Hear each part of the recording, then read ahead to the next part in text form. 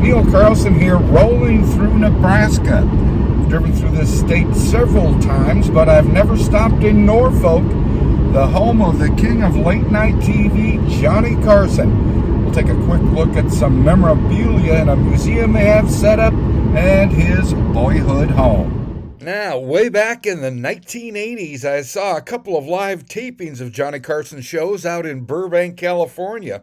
A couple of guests from those shows I remember were Chuck Johnny B. Good Berry and Victoria Jackson, a former Saturday Night Live cast member. And if I'd taken a closer look at their website, I would have realized the museum here in Norfolk was closed on the day I stopped. The brochure says you can see all of his awards and clips like this one you can see at home. I made a resolution not to eat so many fatty foods. Right. And I'm going to pay the extra $3 for the blow dry at Supercuts.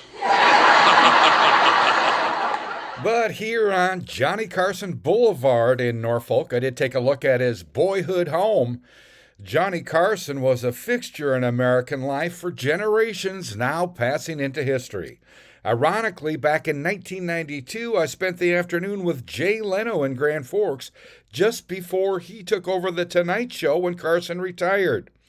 He was in town for a show at the Chester Fritz Auditorium. I was shooting video just off stage when he looked at me, yawned, smiled, and said, "Another hour and a half, another so many thousands of dollars."